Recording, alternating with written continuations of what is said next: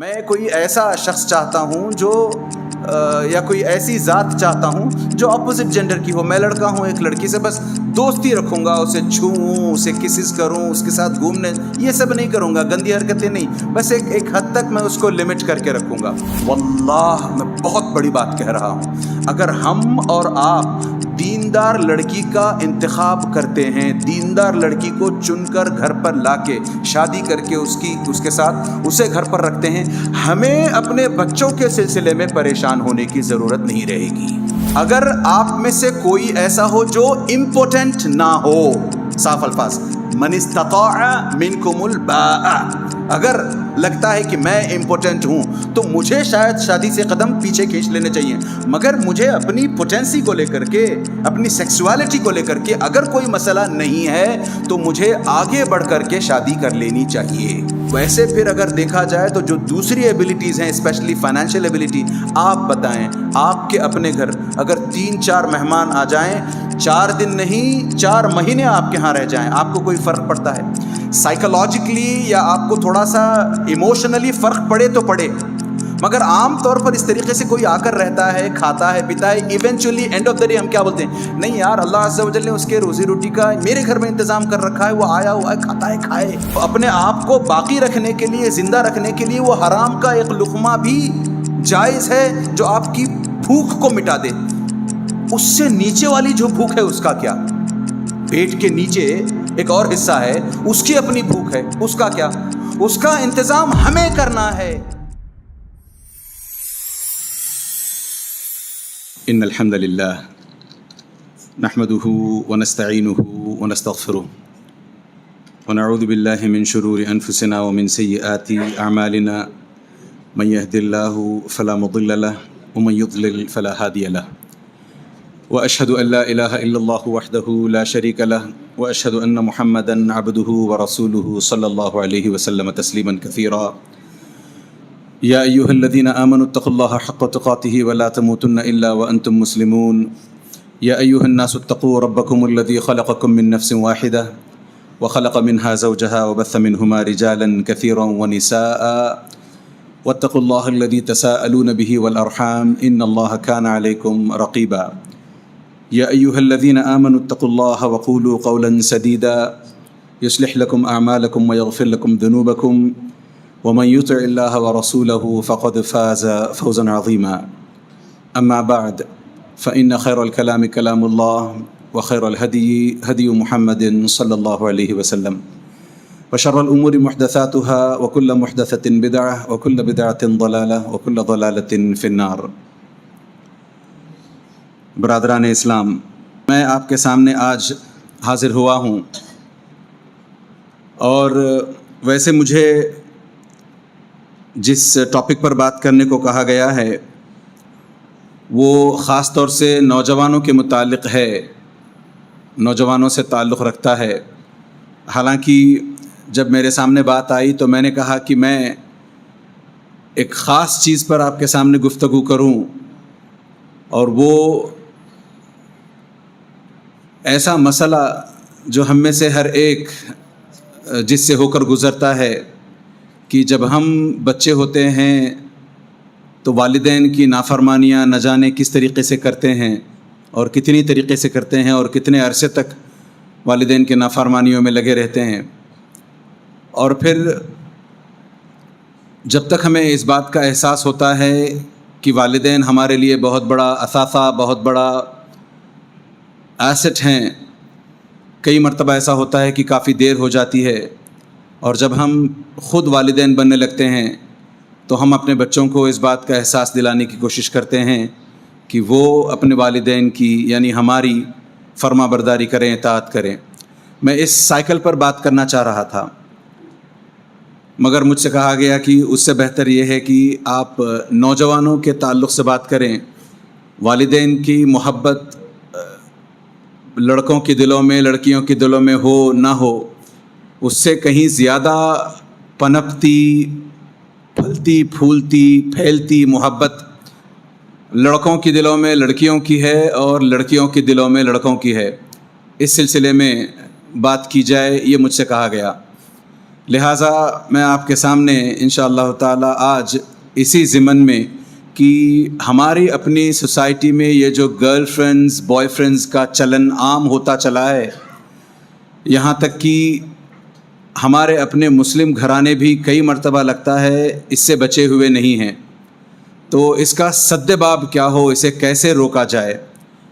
کیونکہ عام طور پر جب والدین بچوں سے کہتے ہیں کہ اس طریقے سے کسی لڑکے کا کسی اجنبی لڑکی سے ملنا یا کسی غیر محرم سے ملاقات کرنا اور ان کے ساتھ یاری دوستی رکھنا اور پھر پیار میں پڑھنا کرنا، یہ سب جہاں ہم کہتے ہیں ہمارے اپنے بچوں سے کہ یہ غلط ہے، تو ہم اس کو سبسٹینشیلی بیک اپ نہیں کر سکتے۔ عام طور پر ہم یہ کہنے کو کہہ دیتے ہیں کہ دیکھیں یہ ہماری تہذیب کا حصہ نہیں ہے، دیکھیں یہ ہمارے اپنے اسلام کا حصہ نہیں ہے، دیکھیں یہ ہمارے اپنے ہندوستان کا، اس معاشرے کا، ہماری اپنی سوسائٹی کا حصہ نہیں ہے، اور اس سے آگے ہم دو قدم اور کچھ کہہ نہیں پاتے، دو باتیں اور کہہ نہیں پاتے۔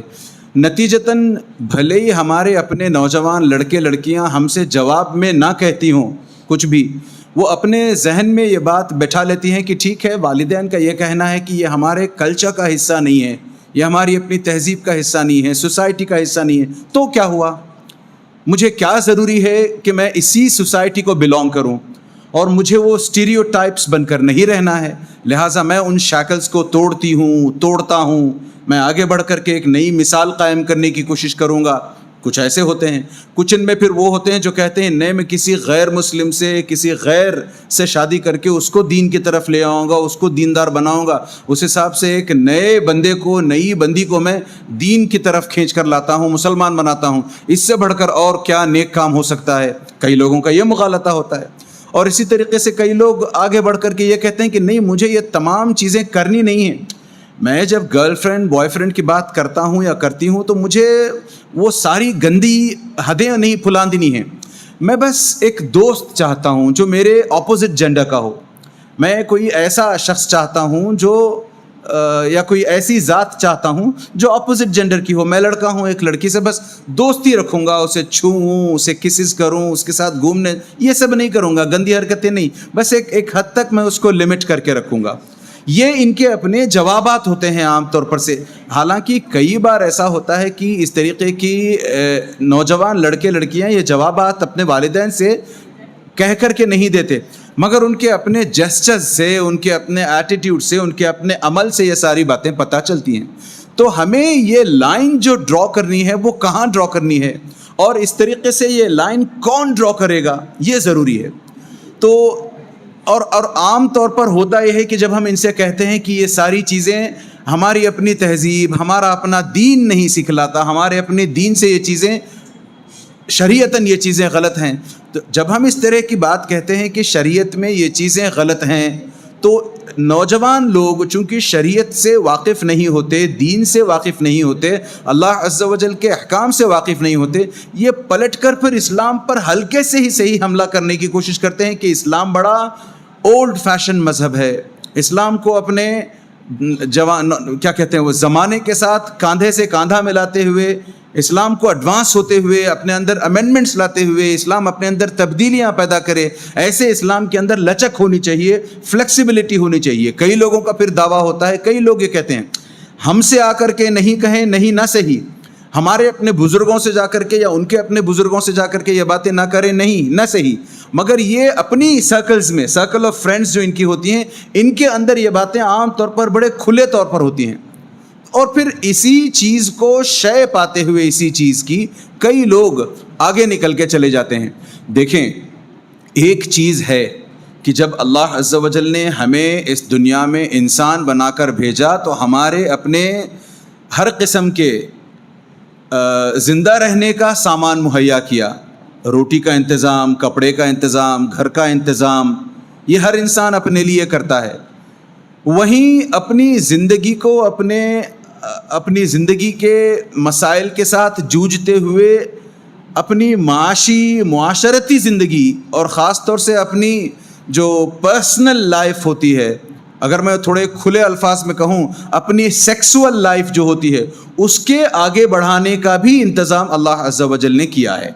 یہ تمام انسانوں کے لیے اللہ عز و جل نے انتظام کر دیا، اور اسی حساب سے ہم مسلمان تو جو اس شریعت کے پابند ہیں، ایک قدم آگے بڑھ کر کے اللہ عز و جل نے ہمارے لیے رولز ریگولیشنز اللہ عز و جل نے آؤٹ لائن کر کے دکھلائے کہ آپ کو اپنی اگر ازدواجی زندگی کی طلب ہو، آپ نے اگر نکاح کرنا ہو، آپ نے اگر اپنی زندگی ازدواجی زندگی میں تبدیل کرنی ہو، تو اس کے لیے 1 2 3 4 اس طریقے کے آپ کے سامنے رولز آتے جائیں گے، ریگولیشنز آتی جائیں گی. ان رولز کو، ان ریگولیشنز کو فالو کرتے ہوئے آپ کو اپنی زندگیاں گزارنی ہیں. اس سے صاف سمجھ میں آتا ہے کہ نکاح کے تعلق سے اسلام اپنا بہت بڑا سے رکھتا ہے. اسلام کا اپنا بہت بڑا سے، اسلام کا اپنا بہت بڑا رول ہے اس میں. کیوں؟ کیونکہ اسلام چاہتا ہے کہ نکاح جب کسی لڑکا اور لڑکی کے بیچ ہو، کسی لڑکے اور لڑکی کے بیچ نکاح ہو، تو اسلام چاہتا ہے کہ اس کی فاؤنڈیشن صحیح طریقے سے رکھی جائے. کیونکہ ہم اور آپ، سوسائٹی جہاں بنتی ہے، معاشرے کا جو تانا بانا بنتا ہے، اس کا ہم اور آپ ایک انٹیگرل ایلیمنٹ ہیں. ہم اور آپ ایک اس کی، اگر ہم اپنے آپ کو ایک بریک مانتے ہیں اس سلسلے میں، جس کی دیوار بنانے کے لیے ہم تمام کو استعمال کیا جائے کہ معاشرہ ایسا ہو، تو میں بتا رہا تھا کہ ہم اپنی سوسائٹی کا ایک انٹیگرل ایلیمنٹ ہیں.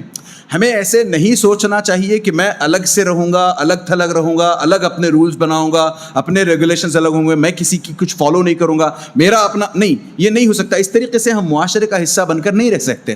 تو ہمیں معاشرے کا حصہ بن کر بنے رہنے کے لیے اور صحیح معاشرے کے وجود میں آنے کے لیے، یعنی in order for the society to be functioning absolutely cordially, تو اس حساب سے ہمیں کچھ نہ کچھ سیکریفائسز کرنے پڑیں گی. جہاں تک پرسنل لبرٹیز کا معاملہ آتا ہے، اگر پرسنل لبرٹیز کی وجہ سے کہیں کسی سوسائٹی کو کمپرومائز کرنا پڑ رہا ہے، نقصان سوسائٹی کا ہو رہا ہے، تو ہماری لیجسلیشن، ہماری اپنی شریعت ہمیں اس بات کا حکم دیتی ہے کہ آپ اپنے پرسنل گینز کو الگ طرف رکھیں، تھوڑا سا سائڈ لائن کر دیں. آپ کیوں؟ کیونکہ آپ ایک اکیلا ہلکا سا نقصان برداشت کر لیتے ہیں، کانسیکوینٹلی ایک زبردست معاشرہ وجود میں آنے والا ہے. لہٰذا آپ اپنے پرسنل گینز کو، تو اس حساب سے ہم اپنے پرسنل گینز کو تھوڑا تھوڑا سا سائڈ لائن کرنے کی کوشش کریں، تو واللہ ایک ایسا معاشرہ وجود میں آ سکتا ہے، یہیں اسی شہر میں، بلکہ اسی شہر کے اسی خطے میں، ہگڑے نگر ہی کے اندر ایک ایسا معاشرہ باقاعدہ طور پر وجود میں آ سکتا ہے جہاں کے لڑکے اپنی حدیں نہیں پھلا دیں گے، لڑکیاں اپنی حدیں نہیں پھلا دیں گی، بلکہ نبی کریم صلی اللہ علیہ وسلم کے قول کے مطابق لڑکے اور لڑکیاں نکاح کرنے کے لیے، خاص طور سے لڑکے، ان 4 چیزوں کا خیال رکھیں گے. تنکح المرأۃ لأربع، 4 چیزوں کو دیکھ کر کے لوگ نکاح کیا کرتے ہیں: لمالہن ولجمالہن ولحسبہن ولدینہن.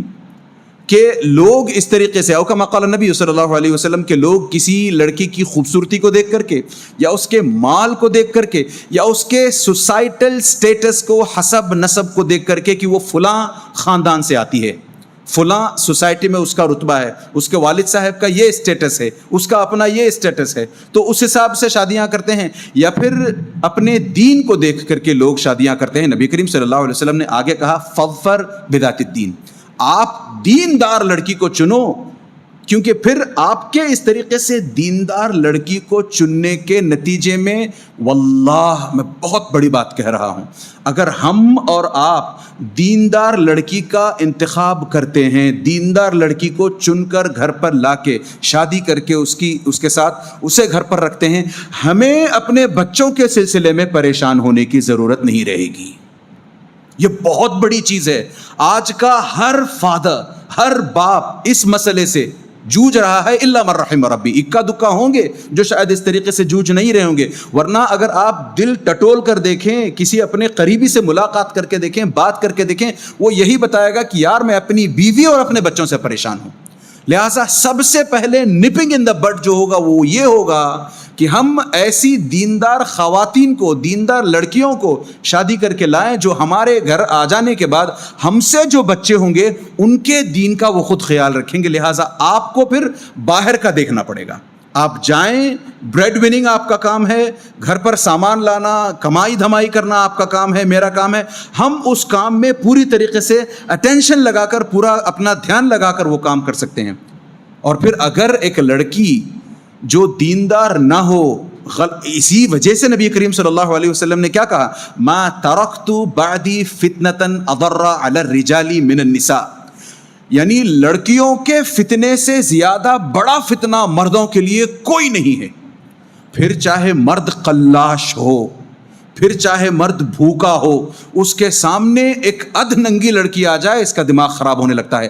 اگر اس طریقے سے کسی چیز نے اگر اس لڑکے کو, اس مرد کو بچانا ہے تو اس کا تقوی بچا سکتا ہے وہ, اور وہ اللہ عز و جل اگر اس پر خاص فضل کریں تبھی وہ کام آ سکتا ہے. ورنہ ہلکی سی جنبش, ہم یہاں بیٹھے ہیں اس طریقے سے, پیچھے سے کسی لڑکی کے جانے کی آواز آ جائے, ہمارے کان کھڑے ہو جاتے ہیں. یہ دس از ویری نیچرل. تو اسی وجہ سے نبی کریم صلی اللہ علیہ وسلم نے کہا کہ میرے بعد اگر تمہارے سامنے کوئی سب سے بڑا فتنہ ہے جسے تمہیں پریشان ہونا چاہیے, جس سے تمہیں ڈرنا چاہیے, جو تمہیں سب سے زیادہ نقصان پہنچا سکتا ہے, تو وہ عورتوں کا ٹیمپٹیشن ہے.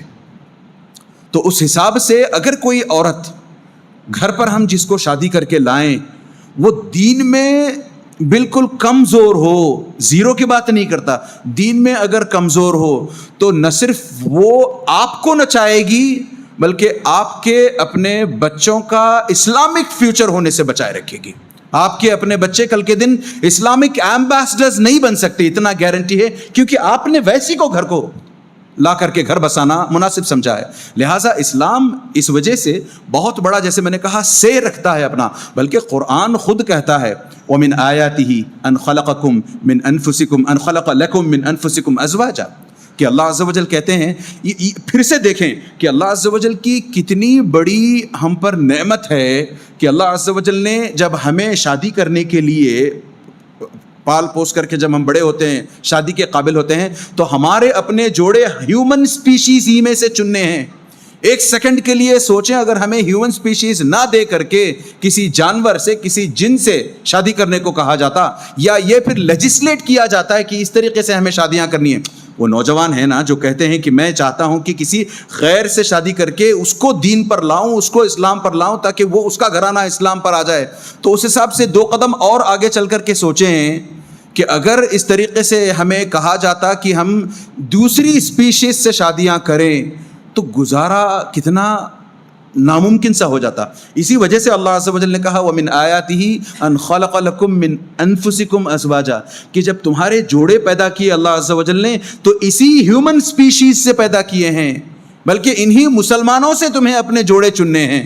ورنہ اگر یہ بات ہوتی, جو لوگ وہ کہتے ہیں نا کہ میں غیر سے شادی کر کے اس کو اسلام پر لاؤں گا, اس کو دین پر لاؤں گا, پھر میں اس حساب سے اپنی زندگی اور اس کی زندگی, تاکہ میں اس کو دین کے قریب کر, یہ اگر ہوتا نا تو واللہ سب سے پہلے تو نبی کریم صلی اللہ علیہ وسلم ایک تو خود شادیاں اس طریقے سے کرتے, دوسرے اس کا حکم دیتے, تیسرے صحابہ اس طریقے کے نہ جانے کتنی شادیاں کر کے کتنی غیر مسلم عورتوں کو اپنے گھر لا کے بساتے, ان کے اندر اسلام ڈالنے کی کوشش کرتے اور ان کو پھر اسلام سے خوب فائدے ہوتے ان کو. نہیں, بلکہ نبی کریم صلی اللہ علیہ وسلم نے اس کے وپریت کہا.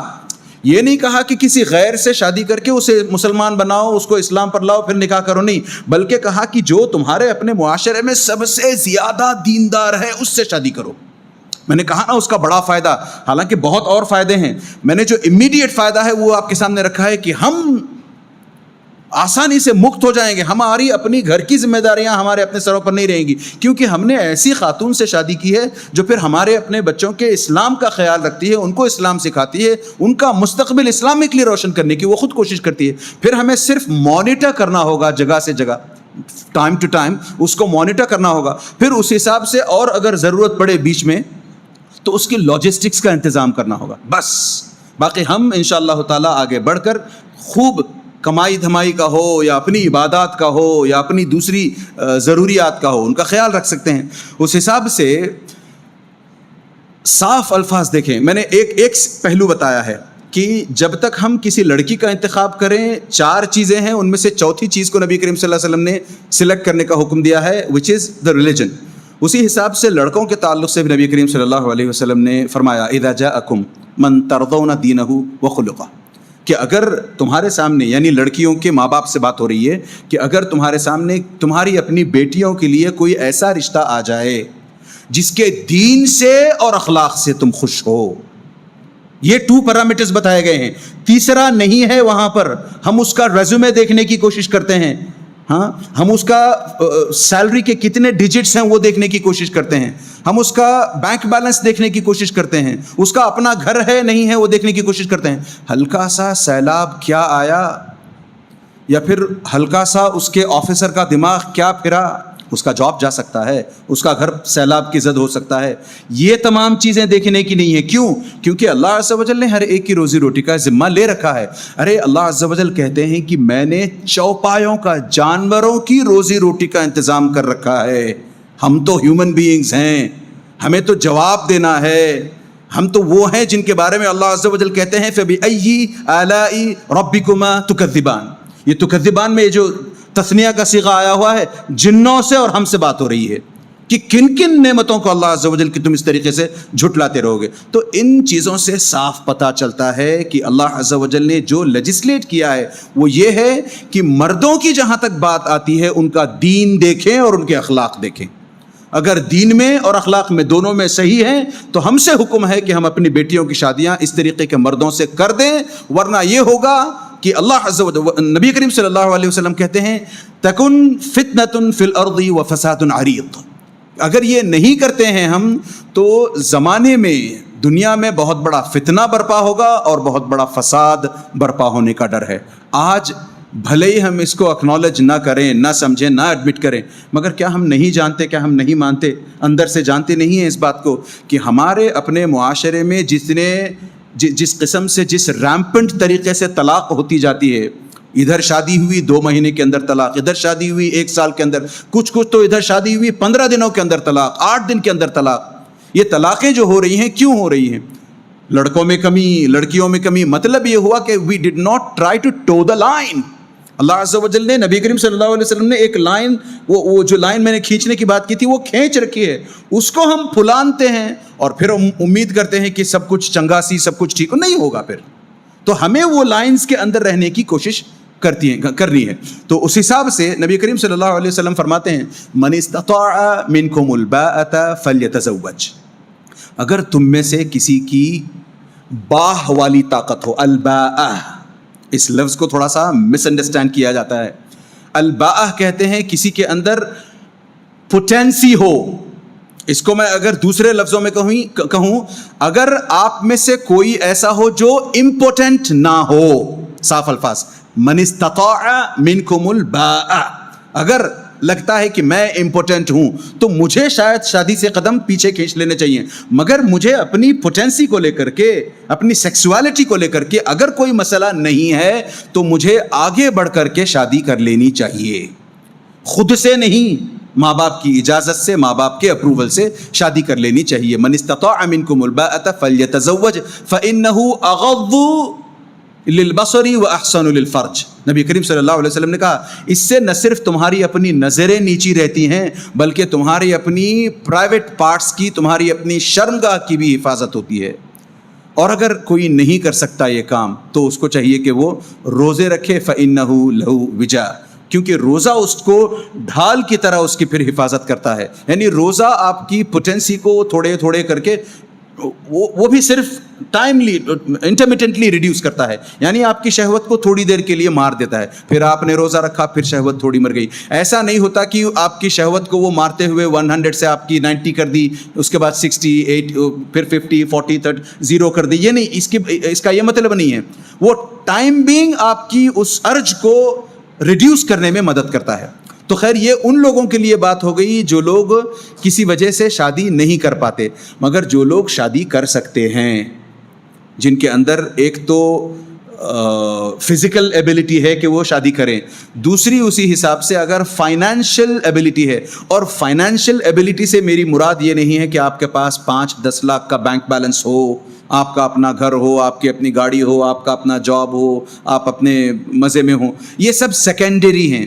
سب سے پہلی ہے آپ کی اپنی فزیکل ایبلٹی. ویسے پھر اگر دیکھا جائے تو جو دوسری ایبلٹیز ہیں اسپیشلی فائنینشیل ایبلٹی، آپ بتائیں آپ کے اپنے گھر اگر 3-4 مہمان آ جائیں، 4 دن نہیں 4 مہینے آپ کے ہاں رہ جائیں، آپ کو کوئی فرق پڑتا ہے سائیکولوجیکلی یا آپ کو تھوڑا سا ایموشنلی فرق پڑے تو پڑے، مگر عام طور پر اس طریقے سے کوئی آ کر رہتا ہے، کھاتا ہے، پیتا ہے، eventually and of the day ہم کیا بولتے ہیں؟ نہیں یار، اللہ عز و جل نے اس کے روزی روٹی کا میرے گھر میں انتظام کر رکھا ہے، وہ آیا ہوا ہے، کھاتا ہے، کھائے. اس کے سامنے جا کر کے اس کو ڈانٹتے نہیں ہیں کب تک پڑے رہو گے میرے گھر، کب تک نہیں جاؤ گے، نہیں بولتے ہم. ارے ہم اگر کسی مہمان کو اس طریقے سے 4 مہینے برداشت کر سکتے ہیں تو جس کو ہم شادی کروا کے لانا چاہتے ہیں کیا اس کے ساتھ ہم اپنی آدھی روٹی بانٹ کر نہیں کھا سکتے؟ اور پھر کیا اللہ عز و جل سے ہم امید نہیں لگا سکتے کہ اللہ عز نبی کریم صلی اللہ علیہ وسلم کے الفاظ آتے ہیں، اگر کوئی چیسٹ بنے رہنے کے لیے شادی کرنا چاہتا ہے تو اللہ عز و جل اس کو پھر اس کی چیسٹی بھی برقرار رکھتے ہیں، اس کو چیسٹ بھی بنائے رکھتے ہیں، اور اللہ عز و جل اپنے فضل سے اس کو عطا بھی کرتے ہیں. وَأَنْكِحُوا الْأَيَامَ مِنْكُمْ وَالصَّالِحِينَ مِنْ إِمَائِكُمْ. اللہ عز و جل آگے کہتے ہیں إِن يَكُونُوا فُقَرَاءَ يُغْنِهِمُ اللَّهُ مِنْ فَضْلِهِ. إِن يَكُونُوا فُقَرَاءَ يُغْنِهِمُ اللَّهُ مِنْ فَضْلِهِ. اللہ عز و جل شادی پر قرآن کی آیت ہے سورۃ النور، اللہ عز و جل شادی پر زور دیتے ہوئے کہتے ہیں کہ آپ آگے بڑھو، وَأَنْكِحُوا، اور نکاح کرو. مرد ہو تو جاؤ نکاح کرو، عورتیں ہیں تو خاص طور سے پرمیشن سے، والدین کی پرمیشن لے کر کے کسی سے نکاح اپنا کروائیں، کہیں کہ میرا نکاح ان سے کروا دیں. اگر وہ غریب ہیں، ان یکونوا فقراء، اگر وہ کسی حساب سے فقیر ہیں، غریب ہیں، قلاش ہیں، ان کے پاس پیسہ نہیں ہے، یغنہم اللہ من فضلہ، اللہ عز و جل اپنے فضل سے ان کو غنی کر دیں گے، ان کو بے نیاز کر دیں گے، ان کو مالدار کر دیں گے. قرآن کی آیات پر کیا ہمارا ایمان گھٹنے لگا ہے جو ہم اس طرح کی دوسری خاص طور سے مٹیریلسٹک چیزوں پر بھروسہ کرتے ہیں؟ پے چیک دیکھتے ہیں سامنے والے کا اور پھر اس حساب سے اس کا بینک بیلنس دیکھتے ہیں، اس کے بارے میں پھر ویریفیکیشن کرواتے ہیں تو اس کے اخلاق کو لے کر کے کم کرواتے ہیں، اس کے دین کو لے کر کو ویریفیکیشن بالکل نہیں ہوتا ہے تو اس کے جاب کو لے کر کے ویریفیکیشن ہوتا ہے کہ وہ سچ مچ فلاں جگہ کام کر رہا ہے. کریں، اس سے روک نہیں رہا کوئی آپ کو، مگر اس سے پہلے ہمیں جو 2 چیزیں دیکھنی ہیں وہ یہ ہیں کہ ہم ان کا دین دیکھیں، ان کا اخلاق دیکھیں. اور جس کسی کو شادی کرنی ہو، اس حدیث کا یہ مطلب نکلتا ہے من استطاع منکم الباءۃ فلیتزوج، سے ایک مطلب یہ بھی نکلتا ہے کہ اگر ہم میں سے کوئی ہے جس کی شادی، جو چاہتا ہے کہ شادی کرے، اس کی اپنی فزیکل نیڈ ہے، وہ ایک سیکنڈ کے لیے سوچیں، آپ میں سے اگر کوئی صبح سے دوپہر تک، دوپہر سے شام تک، یا اس طریقے سے 3-4 دن بھوکا رہے، اللہ عز و جل ہم پر ایسے حالات کبھی نہ لائے، آمین یا رب. ایک سیکنڈ کے لیے سوچیں، کوئی ایسا بندہ جو صبح سے شام تک بھوکا، روز بھوکا، نہ جانے اس نے پچھلی مرتبہ 8 دن 10 دن پہلے کھانا کھایا ہو، اس کے سامنے اگر کوئی فوڈ لا کر کے رکھ کے چلا جائے، اس کے لیے نہیں کسی اور کا فوڈ، کیا وہ اس فوڈ پر اپنا ہاتھ نہیں مارے گا؟ بھوکا ہے. قرآن خود اس چیز کی اجازت دیتا ہے کہ اگر آپ کو اپنی موت کا ڈر ہو تو آپ حرام کا لقمہ بھی کھا سکتے ہو. یعنی پیٹ کی بھوک کو مٹانے کے لیے اگر موت تک انتظار کرنا پڑے تو اپنے آپ کو باقی رکھنے کے لیے، زندہ رکھنے کے لیے، وہ حرام کا ایک لقمہ بھی جائز ہے جو آپ کی بھوک کو مٹا دے. اس سے نیچے والی جو بھوک ہے اس کا کیا؟ پیٹ کے نیچے ایک اور حصہ ہے، اس کی اپنی بھوک ہے، اس کا کیا؟ اس کا انتظام ہمیں کرنا ہے. اب ہم اس طریقے سے بندوں کے، بچوں کے، لڑکوں کے، لڑکیوں کے آگے بندشیں جکڑ کر کے رکھیں کہ نہیں، تم جب تک کما نہیں لیتے شادی نہیں کر سکتے، تم جب تک جاب نہیں کر لیتے شادی نہیں کر سکتے، تم جب تک پڑھ کر کچھ بن نہیں جاتے شادی نہیں کر سکتے. یہ سوسائٹی کی ایک بہت بڑی بیماری ہے. لڑکی سے شادی کرنے کے لیے آپ کو اگر تھوڑا سا کمپرومائز کرنا پڑے، آپ کی اپنی سٹینڈرڈ کی ہو سکتا ہے ایک لڑکی ہو کہ میں کروں گا شادی تو اتنے اونچے خاندان میں، کیونکہ میں بھی اتنے اونچے خاندان کا ہوں، تھوڑا سا وہاں پر کمپرومائز کریں. دیندار بے حساب لڑکیاں ایسی آج بھی ہیں جو آپ کے اپنے بیٹے سے شادی کرنے کے لیے بالکل تیار ہیں. وہ یہ نہیں دیکھیں گی کہ آپ کماتے کیا ہو، دھماتے کیا ہو، وہ بس دیکھیں گی کہ بچہ دیندار ہے، ہم کر لیں گے، بچہ کچھ بھی کما لے گا، کھا لے گا، پلا لے گا، کھلا لے گا.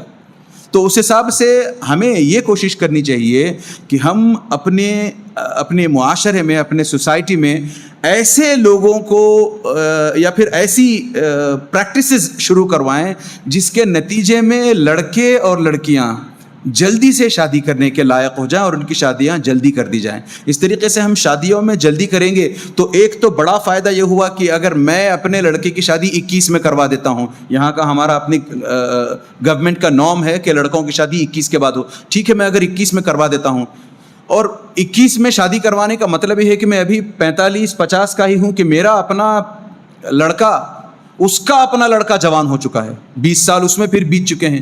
تو آپ نے خود اپنی آنکھوں سے اپنی تھرڈ جنریشن دیکھنی ہے. وہی چیز اللہ عز و جل کہتے ہیں وحفظہ کے الفاظ آتے ہیں، مجھے سورۃ النحل کی آیت ہے وہ، یعنی اللہ عز و جل کا بڑا فضل ہے تم پر کہ اللہ عز و جل نے تمہیں اپنے جوڑوں سے نہ صرف تمہاری اپنی اولادیں عطا کی بلکہ ان کے علاوہ ان کے بعد کی اولادیں یعنی تمہارے اپنے گرینڈ چلڈرن عطا کیے، نواسے پوتے پیدا ہوتے ہیں. تو اس حساب سے ہمیں ایک شادی میں جلدی کرنی چاہیے اور اس طریقے سے لڑکوں کو کھلے نہیں چھوڑنا چاہیے. میں نے کہا نا، ہم بندشیں لگاتے ہیں تو لڑکے پھر حدیں پھلانت کرنے کی کوشش کریں گے، پھلانت کر جانے کی کوشش کریں گے. اس کی مثال میں نے آپ کے سامنے رکھی کہ اگر کوئی بھوک کے مارے مرا جا رہا ہو تو وہ پھر دیکھے گا نہیں کہ مجھے اس یہاں چرا کر کے کھانے کی وجہ سے جیل میں جا کر کے سرنا پڑے گا، وہ نہیں دیکھے گا. وہ کہے گا ٹھیک ہے میں جا کے جیل میں 4 دن رہ لوں گا مگر یہاں فی الحال پیٹ کا تو کچھ انتظام کروں میں.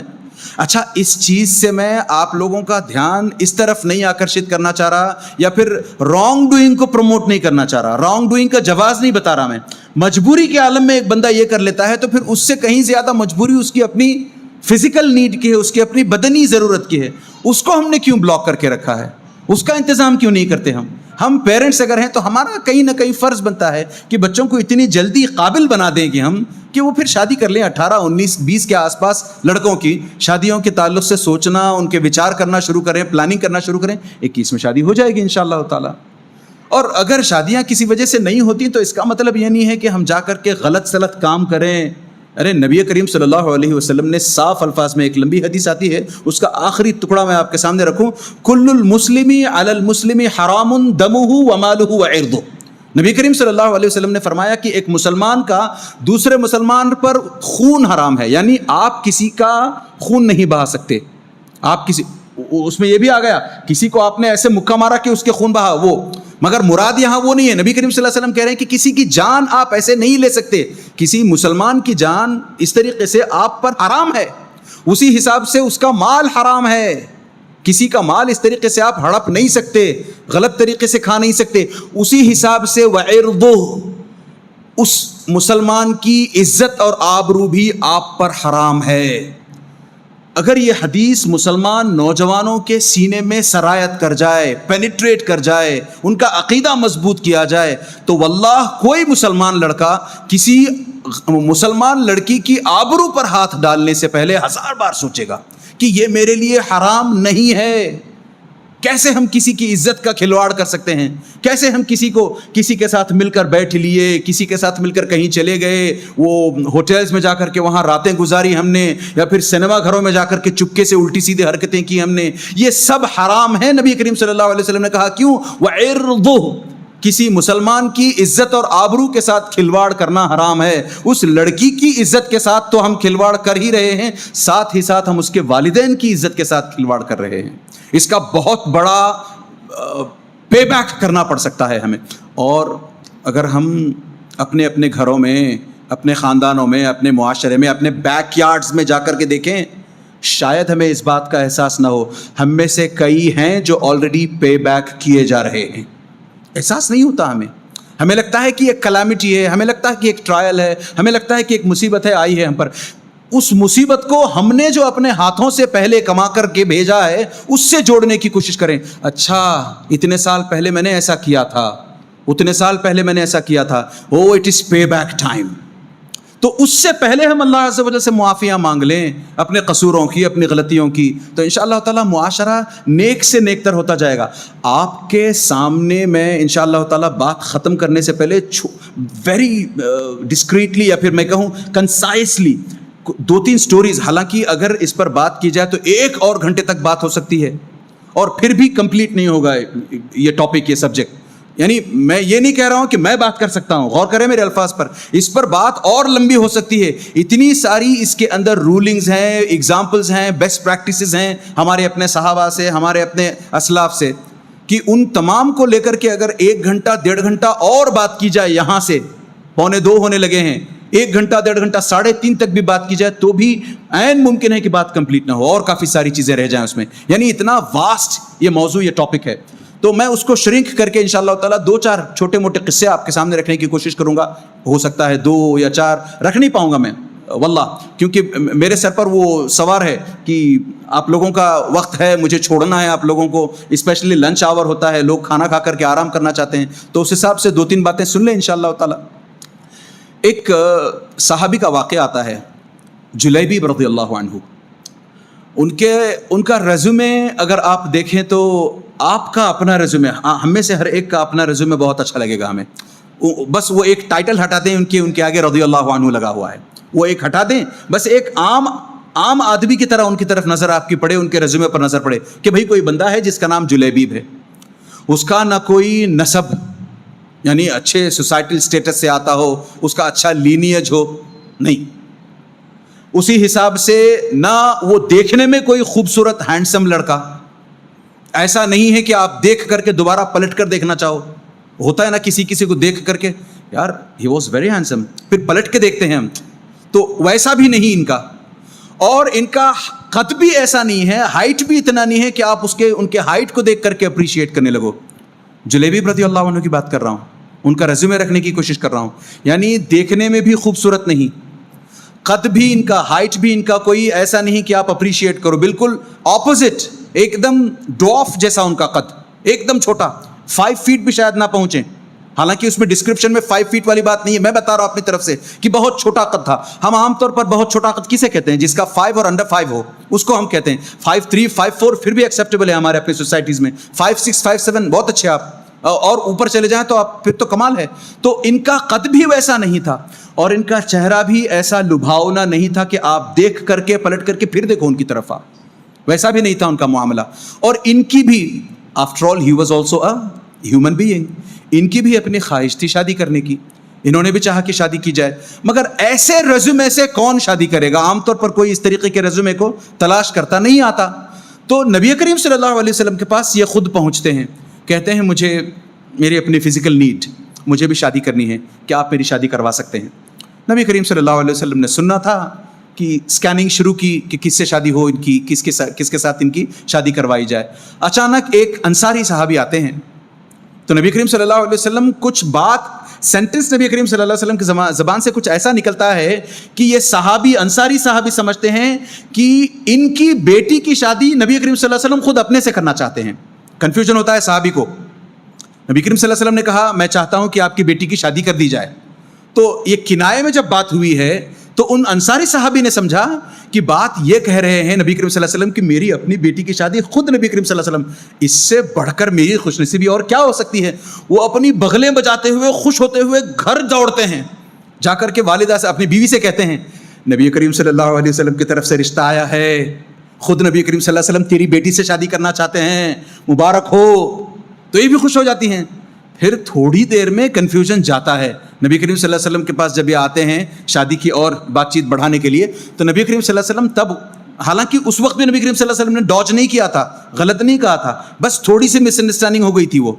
तो नबी करीम सल्लल्लाहु अलैहि वसल्लम अब क्लैरिफाई करते हैं कि देखिए मैं आपकी बेटी की जो शादी की बात कर रहा हूँ, मैं चाहता हूँ कि आप अपनी बेटी की शादी जुलैबीब से करें। किससे?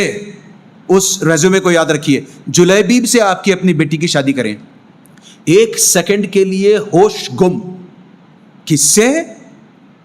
मैं समझ रहा था आपसे, आप चाहते हैं कि आपकी जुलैबीब से मेरी बेटी की शादी। 1 मिनट रुक जाए नबी करीम सल्लल्लाहु अलैहि वसल्लम, मैं अपने घर जाता हूँ, वाइफ से मशवरा करके वापस आता हूँ।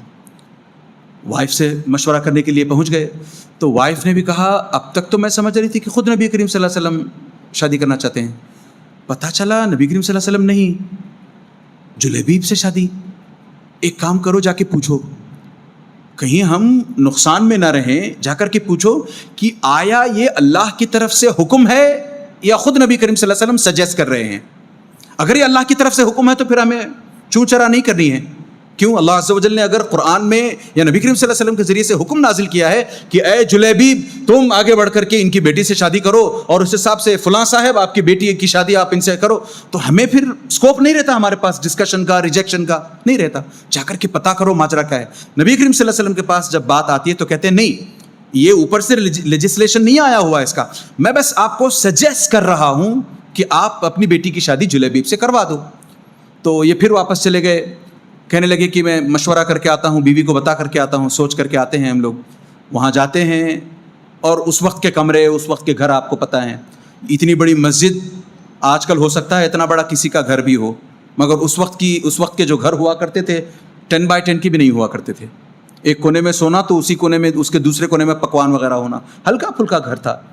تو اس گھر میں جب یہ انصاری صحابی اور ان کی بیوی بیٹھ کر کے باتیں کر رہے ہیں تو پیچھے ان کی اپنی وہ لڑکی ہے, سن رہی ہے ساری باتیں. تو ان دونوں نے یہ ڈیسائیڈ کر لیا کہ ٹھیک ہے, جب آپ صلی اللہ علیہ وسلم نے صاف طور پر بتا دیا ہے کہ یہ قرآن اور حدیث کی طرف سے بات نہیں ہے بلکہ خود نبی کریم صلی اللہ علیہ وسلم کی پرسنل سجیسچن ہے, تو جائیں آپ پولائٹلی ٹھکرا کر کے آ جائیں. یہ بات ہو رہی تھی, ڈسکشن یہ اس پر ہو رہا تھا کہ آپ جائیں, صحابی سے, انصاری صحابی سے ان کی وائف کہہ رہی ہیں آپ جائیں, بس پولائٹلی ریفیوز کر کے آ جائیں کہ نہیں ہم انتظار کر لیں گے کسی اور رشتے کا, یا دیکھیں گے کچھ دن اور ٹھہر جائیں گے, یا کہیں اور پہلے سے بات کچھ. تو یہی تو ہوتا ہے ہمارے ہاں, الٹی سیدھی باتیں, جھوٹ موٹ کی باتیں کر کے آتے ہیں ہم لوگ. یہ نہیں کرنی چاہیے, سب حق پر رہنا چاہیے. چھوٹی چھوٹی چیز کو لے کر بھی ہمیں جھوٹ نہیں بولنا چاہیے. توریہ کا استعمال الگ بات ہے, مگر جھوٹ, سراسر جھوٹ, وائٹ لائنز بالکل نہیں. تو یہ نکل کر کے جیسے ہی صحابی جانے لگے, بیٹی نے پیچھے سے آواز دے کر کے والد صاحب کو روکا, ابا جان 1 سیکنڈ کے لیے رک جائیے. کیا بات ہے بیٹی بتاؤ. تو آپ آ جائیں اندر بیٹھیں, میں بات کرتی ہوں آپ سے. وہ آتی ہیں. اب پھر یہ بیٹی کہتی ہے اگر آپ اس کو گستاخی نہ سمجھیں تو میں 2 باتیں آپ کے سامنے عرض کرنا چاہتی ہوں. ہاں بتاؤ, گستاخی کی کوئی بات نہیں ہے. یعنی لڑکیاں اتنی سٹلی اپنی باتیں رکھتی ہیں, یا لڑکیاں خاموش رہتی ہیں, بولتی نہیں ہیں. جہاں والدین نے شادی کرنے کی سوچی وہاں شادیاں لڑکیاں کر کے نکل جاتی ہیں. اور یہی وجہ ہے کہ ہم اپنے پاسٹ میں دیکھتے ہیں کہ کئی ساری شادیاں کبھی ٹوٹتی نہیں تھیں. آج لڑکیاں اپنی مرضی سے شادی کرتی ہیں. والدین کی خواہشات تو خواہشات, والدین کا احترام اپنے پیروں تلے رونتے ہوئے جا کر کے شادیاں کرتی ہیں, پھر ان کا نتیجہ پھر ہمارے سامنے ہے. تو اس لڑکی نے بھی یہی کہا کہ 1 منٹ کے لیے رک جائیں, آپ سے میں بات کرنا چاہتی ہوں. تو اس نے کہا کہ دیکھیں ابا جان, جب نبی کریم صلی اللہ علیہ وسلم نے ایک طرف یہ کہہ دیا کہ یہ لیجسلیشن نہیں ہے, اللہ کی طرف سے رولنگ نہیں ہے, کم از کم دوسری طرف والی جو بات کہی اس پر غور تو کریں. جب نبی کریم صلی اللہ علیہ وسلم آگے سے بڑھ کر کے خود سے اس بات کو سجیسٹ کر رہے ہیں کہ میری شادی جلیبیب کے ساتھ ہو, تو اس میں کہیں نہ کہیں کوئی نہ کوئی پازیٹو پہلو ضرور ہوگا. ایسے ہی نبی کریم صلی اللہ علیہ وسلم نہیں کریں گے نا کہ مجھے اٹھا کر کے ڈاؤن دا ریور بیچ دے, مجھے ڈمی بیچ دے مجھے, نہیں, ایسا تو نہیں کریں گے نا نبی کریم صلی اللہ علیہ وسلم. ہماری بھی اپنی کچھ نہ کچھ اس میں خیر ہوگی, یہ سوچ کر ہی نبی کریم صلی اللہ علیہ وسلم نے یہ بات رکھی ہوگی نا.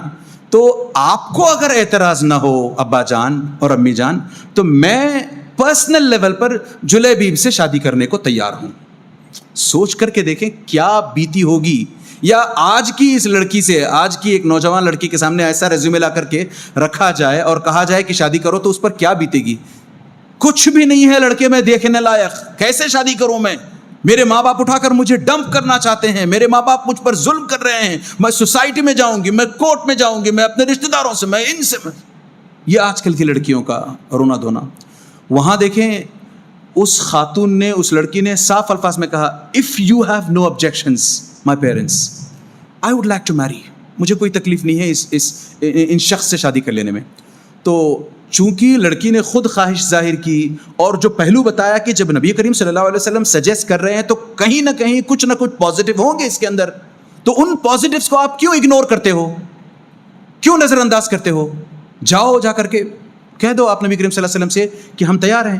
تو یہ پہنچتے ہیں, بات چیت کرتی ہیں, پھر بات چیت ہوتی ہے, شادی ہو جاتی ہے. بس 1-2 دن کے بھیتر, 1-2 دن کے اندر ہی, جیسے آج حیا علی الصلاح, حیا علی الفلاح کہنے پر ہمیں نماز کو آنے کا حکم ہے, ویسے اس وقت حیا علی الجہاد ہوا کرتا تھا. اور اس وقت آپ پیچھے نہیں ہٹ سکتے تھے کہ نہیں میرا وہ, نہیں میرا یہ, نہیں, آپ کا نام ہے اس لسٹ میں, آپ کو جانا ہے, آپ جائیں, آپ کو جانا ہی پڑے گا. تو اس حساب سے دوسرے تیسرے ہی دن حیا علی الجہاد کی ندا لگ گئی, آواز لگا دی گئی کہ چلیں جنگ کا موقع ہے, یعنی لوگوں نے حملہ کیا ہے, ہمیں جا کر کے ایونج کرنا ہے, یعنی اپنے آپ کو ڈیفینڈ کرنا ہے. تو جلیبیب بھی اس میں کود پڑے کیونکہ ان کا اپنا نام بھی اس لسٹ میں تھا. نتیجہ یہ ہوا کہ جلیبیب نے اپنی جان گنوا دی, شہید ہو گئے. نبی کریم صلی اللہ علیہ وسلم جب جنگ ختم ہوتی ہے تو پتہ لگانے کی کوشش کرتے ہیں کہ سب آ گئے کیا, سب کی لاشوں کا پتہ چل گیا, کون کون کس کس کا انتقال ہوا ہے, سب کا دیکھو پتہ چلا کیا, پتہ چلا کیا. تو سب کا ہونے لگا تھا پتہ. تو نبی کریم صلی اللہ علیہ وسلم پوچھتے ہیں جلیبیب کا کیا, جلیبیب کہاں ہے مجھے بتاؤ, جلیبیب کہاں ہے مجھے بتاؤ. تو نبی کریم صلی اللہ علیہ وسلم کو لے کر کے جہاں جلیبیب کی لاش پڑی ہے وہاں جاتے ہیں. تو نبی, چھوٹی سی لاش, میں نے بتایا نا 5 فیٹ سے بھی کم, نبی کریم صلی اللہ علیہ وسلم, حدیث کے الفاظ, نبی کریم صلی اللہ علیہ وسلم اپنی گود میں لاش کو اٹھا لیتے ہیں اور کہتے ہیں جلیبیب منی و انا منہ, جلیبیب میرے سے ہے اور میں جلیبیب سے ہوں. اور دیکھا کہ وہاں 4 5 یا 7 اور لاشیں پڑی ہیں جن کو مار کر کے, یعنی غیر مسلموں کو, اس وقت کے جو کمبیٹنٹس تھے ان کو مار کر کے جلیبیب شہید ہوئے ہیں. تو نبی کریم صلی اللہ علیہ وسلم نے یہ جو اس طریقے سے ہاتھ میں اٹھا لیا. اور پھر اچھا, اس وقت نبی کریم صلی اللہ علیہ وسلم نے ان کی اپنی شادی میں بھی زبردست دعائیں کی تھیں. 1 سیکنڈ کے لیے سوچیں کنکلوڈ کرنے سے پہلے, حالانکہ میرے پاس 2-3 سٹوریز اور ہیں اس سلسلے کی جو رونگٹے کھڑے کر سکتی ہیں, مگر اسی سٹوری پر اگر ہمیں اکتفا کرنا ہو, کنکلوڈ کرنا ہو, تو 1 سیکنڈ کے لیے سوچیں, اگر آج کی کسی لڑکی کے ساتھ ایسا کچھ ہوا ہوتا کہ شادی ادھر ہوئی ہے اور 2-4 دن میں اس کے ہسبینڈ کا انتقال ہو گیا ہے, تو سب سے پہلا لفظ جو ہمیں سننے کو ملتا, لڑکی شوہر کھا گئی, شوہر نکل گئی, اتنی بدبخت ہے لڑکی, اتنا خراب ہے اس کا نصیب. اب پھر دوبارہ اس کی شادی ہونے سے رہی نہیں, یہ کسی اور جگہ شادی کرو, پتہ چلا 4 دن میں ایک اور ہسبینڈ مر جائے گا اس کا, کتنی شادیاں کرو گے, گھر بیٹھا کر رکھو اس کو. نہ جانے اس طریقے کی کیسی الٹی سیدھی باتیں معاشرے میں آج کی ہوتی ہیں اگر اس طریقے سے ہلکا سا کچھ ہو جائے. وہاں دیکھیں, جیسے ہی ان انصاری خاتون کی عدت ختم ہوتی ہے, واللہ تاریخ کہتی ہے کہ ان کے گھر رشتے کی لائن لگ گئی تھی. ہر کوئی چاہتا تھا کہ میرے بیٹے سے ان انصاری خاتون کی شادی ہو, ہر کوئی چاہتا تھا. یہ کیوں؟ کیونکہ یہ ایسی خاتون تھیں, وما كان لمؤمن ولا مؤمنة اذا قضى الله ورسوله امرا ان يكون لهم الخيارة.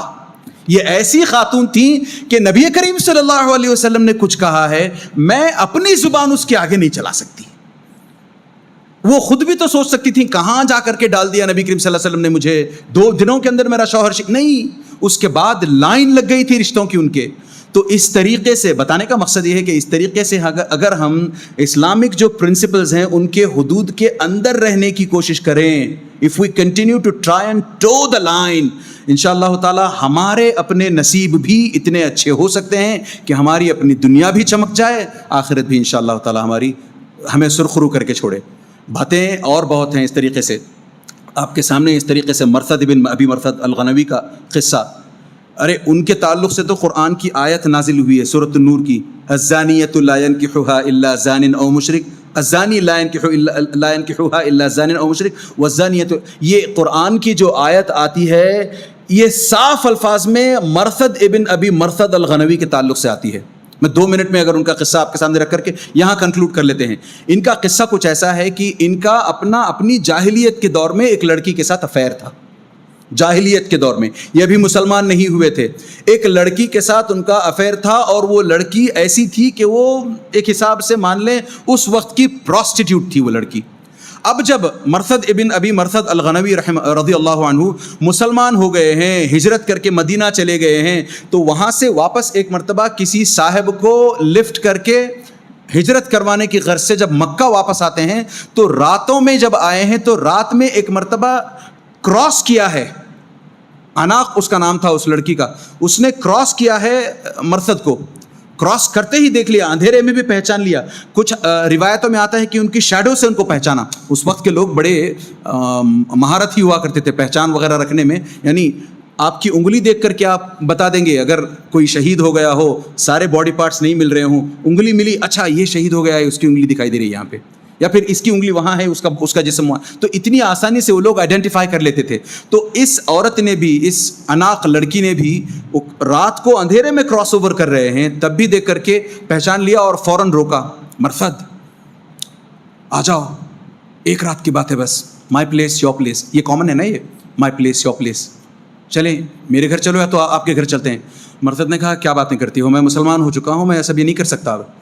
کہا نہیں چھوڑو یار, کون دیکھتا ہے اتنی رات, بس اور میں ویسے بھی تمہیں بہت زمانے سے مس کر رہی ہوں, چلو نا. ان کا عشق تھا اپنا, وہ پروسٹیٹیوٹ تھی, ان کا اپنا دلی محبت تھی ان کی. اس کے باوجود انہوں نے دلی محبت کو کچلا, کہا نہیں اسلام اس کی اجازت نہیں دیتا, میں یہ نہیں کر سکتا. تو اس عورت نے اچانک چلانا شروع کیا, یہ دیکھو مرثد یہاں پر آیا ہے, تمہارے اپنے لوگوں کو یہاں سے اٹھا کر کے لے کر کے جانا چاہتا ہے مدینہ ہجرت کے لیے. وہی کام کیا کرتے تھے, ان کا کام یہی تھا کہ آتے اور جو لوگ کمزور ہیں, مجبور ہیں, لاچار ہیں, ان کو اپنے کاندھوں پر بٹھا کر کے ہجرت کرواتے, کوائٹلی, سیکریٹلی.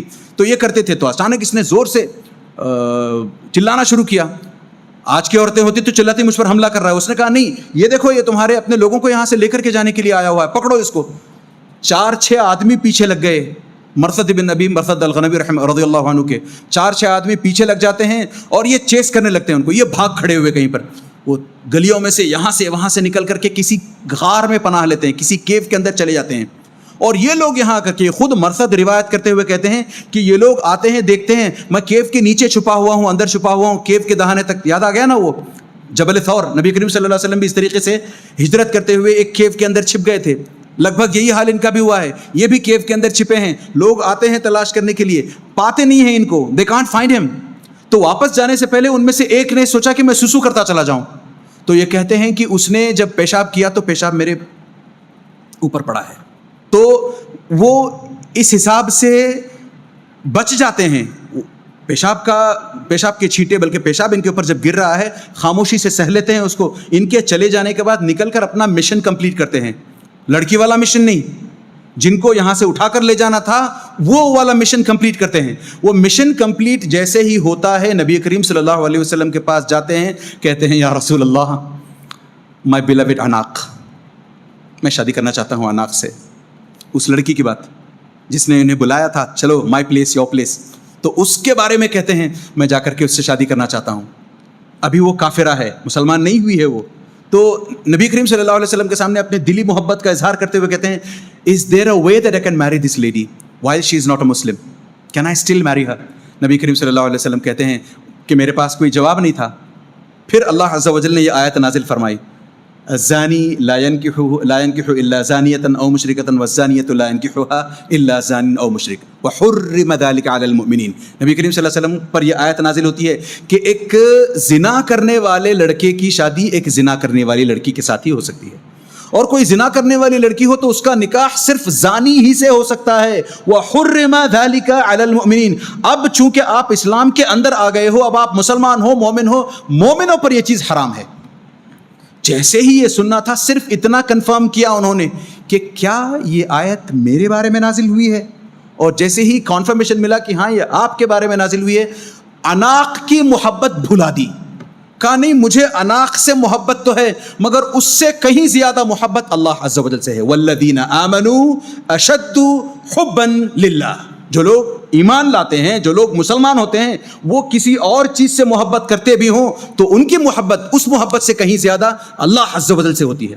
تو انہوں نے فوراً انسٹنٹلی چھوڑ دیا اس ڈیزائر کو. تو آج بھی ہم اپنے عقیدے اگر مضبوط کریں, ورنہ تو پھر جیسے میں نے شروع میں کہا تھا نا کہ ہم لوگ اگر صرف ایز پیرنٹس ہو یا ایز ویلفیئرز یا پھر well wishers of the society یہ کہیں کہ نہیں ہماری سوسائٹی میں, ہمارے معاشرے میں, ہماری تہذیب میں, ہمارے کلچر میں, ہمارے دین میں یہ بات نہیں ہے, تو ہمارے نوجوان چونکہ دین سے پرے ہیں, دین سے دینی معلومات نہیں ہیں, تو یہ چیزیں اثر نہیں کرتی. لہٰذا اس کو اگر افیکٹو بنانا ہے تو یہاں نہیں ہے اس کا علاج. ان کو اس طریقے سے روکنے سے کہیں زیادہ افیکٹو علاج ان کے اپنے عقیدے کی درستگی میں ہے, ان کے اپنے ایمان کو اسٹرانگ کیا جائے. تب کہیں چل کر کے وہ نہ صرف یہ مرثد بن مرثد جیسے ہو سکتے ہیں بلکہ وہ پھر سلیم رضی اللہ عنہ جیسے ہو سکتے ہیں, جنہوں نے اس وقت کے دی موسٹ ایلیجبل بیچلر کو صرف اس وجہ سے ٹھکرایا تھا کہ وہ مسلمان نہیں تھے. موسٹ ایلیجبل بیچلر سلیم رضی اللہ عنہ. مثلک لا یرد. تم جیسے کو کوئی ٹھکرانا بیوقوفی کا کام ہے. کوئی ٹھکرا جائے تم جیسے کو, تمہارے جیسے کا کوئی رشتہ آیا, الائنس آئے, اس کو ٹھکرا جائے, بیوقوفی کا کام ہے. اور پھر وہ بہت پیسے والا شخص تھا, پھر آگے چل کر کے مسلمان ہوتے ہو, بہت پیسے والا, سونا لتا زیورات ہیرے جواہرات سب لے کر کے سلیم کے سامنے انڈیل دیا لا کر کے. کہا اب تو شادی کر لو, میں تمہیں اتنا سب کچھ دینے کو تیار ہوں. کہا نہیں, ان سب سے میرا دل نہیں بہلتا. حالانکہ ایک عورت اس کی شوقین ہوتی ہے, مگر میرا اگر تم مہر دیکھنا چاہتے ہو, تمہارا اسلام میرا مہر ہے. وہ مسلمان ہوتے ہیں, شادی کرتے ہیں, پھر آگے چل کر کے اتنے رائچس مسلم بنتے ہیں وہ کہ لن تنالوا البر حتى تنفقوا مما تحبون کی جب آیت نازل ہوتی ہے تو اپنے پاس جو ایک بہت بڑا زبردست کنواں ہوتا ہے, اس کنویں کو اللہ کی راہ میں صدقے میں دینا چاہتے ہیں. تو ایسی باتیں بہت ہیں, مگر the point, the bone of contention یہ ہے کہ ہم اپنے ایمان کی اصلاح کریں, دین کے بارے میں سمجھنے کی کوشش کریں, اللہ عز و جل کو پہچاننے کی کوشش کریں. جب تک اللہ عز و جل کی میگنونیمٹی ہمارے اپنے ذہنوں میں نہیں آئے گی کہ اللہ عز و جل اتنے میگنیفیسنٹ ہیں, اللہ عز و جل اتنے زبردست ہیں, اللہ عز و جل اتنے بڑے ہیں, وہ تصور جب تک ہمارے ذہن میں نہیں آئے گا تب تک ہم اللہ عز و جل کے احکام کو پامال ایسے کرتے رہیں گے جیسے آج دیکھتے ہیں نا ہم, سامنے سے پولیس ہے تو ہیلمٹ ہے, سامنے سے پولیس ہے تو سیٹ بیلٹ ہے, ورنہ پولیس نہیں ہے تو سیٹ بیلٹ نہیں ہے. کیوں نہیں کرتے ہم؟ Man made rules, why should I follow your rules. یہ لوگوں کا یہی اصل میں تیور ہوتا ہے. جب لوگوں کو پتہ چلے کہ یہ جو رولز آئے ہیں اسلام کے, یہ مین میڈ نہیں ہیں, جس نے ہمیں بنایا ہے, جو ہمیں روزی روٹی دیتا ہے, جس نے ہمیں زندہ رکھا ہے, جس نے ہمیں اسلام دیا ہے, وہ ہم سے چاہتا ہے کہ ہم اس طریقے سے اپنی ڈیوٹیز ڈسچارج کریں, تب ہمیں وہ احساس ہوگا کہ نہیں, میں کبھی حدیں پھلاند نہیں سکتا. I will always try and toe the line. Allah عز و جل سے دعا کریں کہ اللہ عز و جل ہمیں ہمیشہ اسلام کی حدود میں رہتے ہوئے اپنی زندگی گزارنے کی توفیق عطا فرمائے. اللہ عز و جل ہمارے اپنے نوجوانوں کو ہدایت دے کہ وہ دین سیکھیں, ایمان سیکھیں, ایمان کو اپنے سینوں میں سرایت کریں, ایمان ان کے دینوں میں پینیٹریٹ کروائیں اپنے دلوں میں. اللہ عز و جل اس کی توفیق ہمیں عطا فرمائے کہ ہم یہاں سے اس طریقے کی مسجدوں سے ہوا یا پھر ممبروں سے ہوا یا اس طریقے کے اسٹیجز سے ہوا, ہم کوشش کر سکیں کہ لوگوں کے سینوں میں ایمان سرایت کرنے لگے, نوجوانوں کے سینوں میں ایمان کا دیا جگمگانے لگے. اللہ عز و جل سے دعا کریں کہ سب کچھ ہمارے لیے ممکن ہو اور آسان ہو, اور اللہ عز و جل جب تک ہمیں زندگی میں اس دنیا میں رکھے, عافیت والی زندگی, خیر والی زندگی اور شانتی والی زندگی عطا کیے رکھے, اسلام پر باقی رکھے. اور جب ہمارا خاتمہ ہو تو اللہ عز و جل ہماری زبانوں سے لا الہ الا اللہ محمد رسول اللہ جاری فرمائے. آمین. وصلی اللہ علی نبینا محمد وعلی آلہ وصحبہ اجمعین. السلام علیکم ورحمۃ اللہ وبرکاتہ.